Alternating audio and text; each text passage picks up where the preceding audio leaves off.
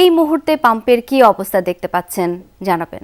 শাওন, আমি যেই ফিলিং স্টেশনটি দাঁড়িয়ে আছি, এই ফিলিং স্টেশনটি গত রাত 1টায় তাদের যেই ডিজেল এবং অকটেনের মজুদ, পেট্রোলের মজুদ, সেটি ফুরিয়ে যায় এবং তারপর থেকে এখনও পর্যন্ত অনেক যানবাহন এখানে অপেক্ষমান রয়েছেন।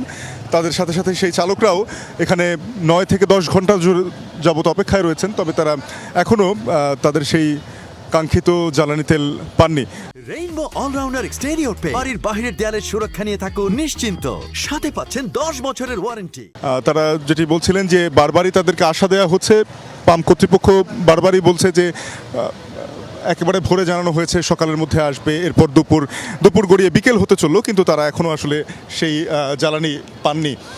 দেখতে পাচ্ছেন যে অনেকেই যারা মোটরসাইকেল নিয়ে এসেছেন তাদের জ্বালানি একেবারেই ফুরিয়ে গেছে। কয়েকটি ফিলিং স্টেশন ঘোরার পরে তাদের যখন জ্বালানি তেল শেষ হয়ে গেছে, এখান থেকে তাদের সরে যাবারও উপায় নেই। তারা এখানেই অপেক্ষা করছেন যখন এই ফিলিং স্টেশনটিতে তেল আসবে এবং তারপরে তারা আসলে তেল নিয়ে এখান থেকে যেতে পারবেন, তাদের আর এখান থেকে সরে যাবার উপক্রম। আমরা একটু কথা বলতে চাই, আপনি কখন থেকে এখানে অপেক্ষা করছেন এবং কি বলা হলো, পাম্প কর্তৃপক্ষ কি বলছে?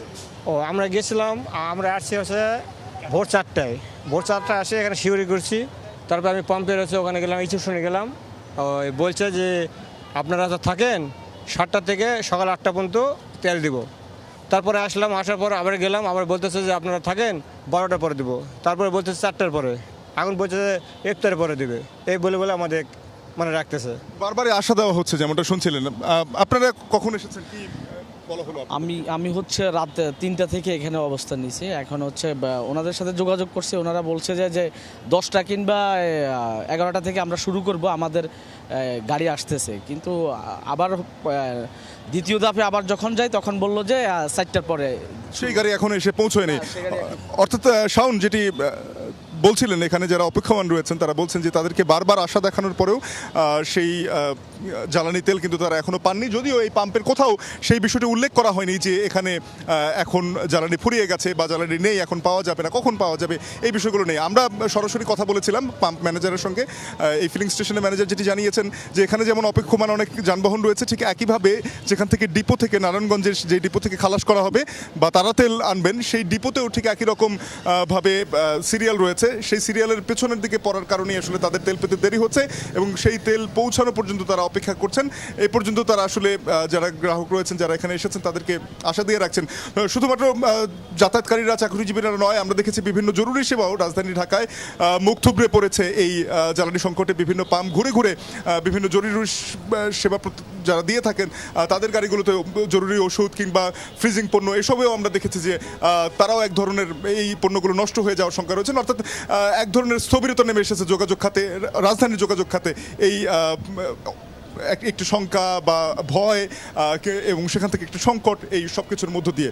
তো এই ছিল আমার কাছে এখনো পর্যন্ত সবশেষ। রেশনিং পদ্ধতি নিয়ে পরিবহন চালক ও মালিকরা কি বলছেন? পাম্পগুলোতে তেল সরবরাহ কি এখন স্বাভাবিক হয়েছে? সেগুলোতে তেল সরবরাহটা স্বাভাবিক আমরা দেখছি সকাল থেকে। তবে তারা কিন্তু রেশনিং পদ্ধতি করেছেন যে নির্ধারিত পরিমাণের বাইরে কিন্তু কোনো পরিবহন চালককেই আসলে তেল দেওয়া হচ্ছে না। বিশেষ করে বাইকারদের তো একটি সীমানা বেঁধে দেওয়া হয়েছে, 200 টাকার পেট্রোল বা অকটেন তারা নিতে পারছেন। অন্যদিকে গাড়ি ভেদে বড় যে গাড়িগুলো রয়েছে, ট্রাক, বাস কিংবা মিনি ট্রাক, সেগুলোতেও কোনোটি 60-70 লিটার বা কোনোটি 80-90-100 লিটার উপরে পাচ্ছেন। তবে যে বিষয়টি শাওন দাঁড়িয়েছে যে এখানে কিন্তু বগুড়ায় আশপাশের বেশ কয়েকটি পেট্রোল পাম্পে এখানে ভারী যে যানবাহন অর্থাৎ বাস ট্রাকে কিন্তু ডিজেল দেওয়াটা বন্ধ রয়েছে। কারণে এই পাম্পে যেটাতে আমরা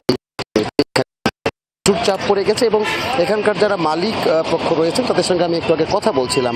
তারা যেটি বলছিলেন যে যেখানে তারা 2 দিনে তাদেরকে আসলে 16,000 ডিজেল তাদের এখান থেকে বিক্রি হয় স্বাভাবিকভাবে, সেখানে আজকে কিন্তু গতকাল থেকে শুরু করে আজকে এখন পর্যন্ত তারা কিন্তু 9,000 10,000-এর উপরে 1,000 লিটারের উপরে এখানে তারা কিন্তু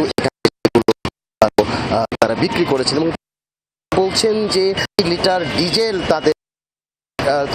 তাদের রয়েছে।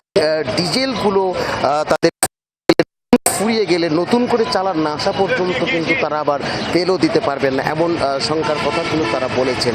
এবং এখানে বাইক যেগুলো রয়েছে, বাইকের যে তেলের যে বিষয়টি আমরা একটু যদি কারণ যে এই পেট্রোল পাম্প থেকে এটি বেশ ব্যস্ততম পেট্রোল পাম্প, এখানে দিনে 2000 বিক্রি হয়। সেখানে কিন্তু আজকে এখন পর্যন্ত প্রায় 4500 লিটার পেট্রোল অক্টেন তাদেরকে বিক্রি করতে হয়েছে এবং তারা আসলে আশঙ্কা করছেন নতুন চালান না আসা পর্যন্ত আর তারা দিতে পারবেন না এর বেশি। অনেক ধন্যবাদ সুজন আপনাকে।